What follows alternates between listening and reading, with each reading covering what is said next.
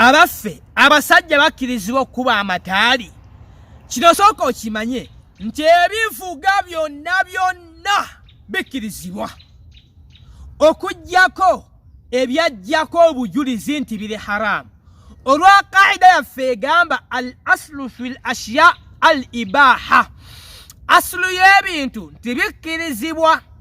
okuggyako ebyajjako obujulizi nti biri haramu ekyo sooka okimanye nekitegeeza nti ebivuga byonna bikkirizibwa okuggyako ebiriko obujulizi nti biri haramu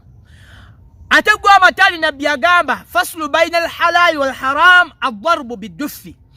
ekyawula wakati wa haramu ne halaali kuba ttaali nekitegeeza nti ettaali lyeryawula wakati w'ebivuga ebiri halaali ne haramu nekitegeeza nti lyo likkirizibwa era hadithi erimu obujulizi obulaga nti ettaali likkirizibwa abaffe omusajja akkirizibwa okuba ettaali uliza hadithi ya Aisha radiyallahu anha Sakhawi yajogera Tirmidhi najogera Nasai najogera ne al-Awtari mu Shawkani yagireeta min al-Awtari nga nabbi yagamba Aisha tugamba nabbi yagamba a'linu hadha an-nikah waj'aluhu fil masajid wadhuribu alayhi bid-duf nabbi yagamba mukubireeko ettaali ekigambo wadhuribu kuba kulagira basajja agee mukubireeko ettaali olayinza ogamba hadithi nafu kituufu sobola okuba ennafu nga ne Sakhawi yagamba mu maqasidul hasana te hadithun dhaif naye n'agamba laha mutaba hadithi eriko mutaba ekiyala Imamu Zarqani yagamba hadithun hasan waliwo riwaya endala egamba biddufuufi mu Tirmidhi mweri ne mu Nasai mweri egamba biddufuufu Ibn Hajar al-Asqalani yagamba riwaya eyo mu kitabo kye takhriju mishkat al-masabih yagamba riwaya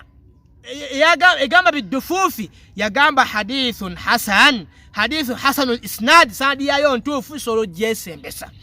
kakati gwagamba nti abasajja tebakkirizibwa kuba mataali tuweeyo obujulizi bonna kaye neebuba bunafu kaye ogamba nti eno nafu egamba bakube kaye gwe tuweeyo ne bannafu ebagaana okuba zino hadithi eziraga nti abakyala be bakuba amataali ku mulembe gwa nabbi hadithi ntuufu naye temuliimu bujulizi bugaana basajja kuba mataali kywa nti bafuqaha abamu ku bamanyi bamadhahabu ana n'abamanyi abasinga obungi bakkiriza omusajja okuba ettaali amadhahabu ga Shafi gakikkiriza n'amadhahabu amalala n'abamanyi abalala bakikkiriza so gwe wenna ayagala kuba atayagala bireke tookakambeera wallahu a'lam